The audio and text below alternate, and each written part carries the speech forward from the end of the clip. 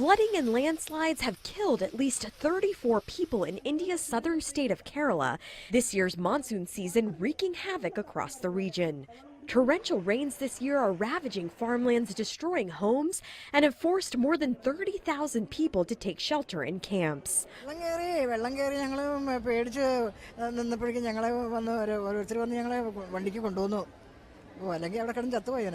On Sunday, Kerala's Chief Minister Pinarayi Vijayan surveyed the damage. നമ്മുടെ നാട്ടിൽ ഒരു കാലത്തും ഇല്ലാത്ത രീതിയിലുള്ള നാശനഷ്ടങ്ങൾക്ക് ഇടയാക്കിയിട്ടുണ്ട്. The state is home to 44 rivers. More than half of Kerala's 14 districts have been put on high alert. Heavy rains are forecast to continue through the week.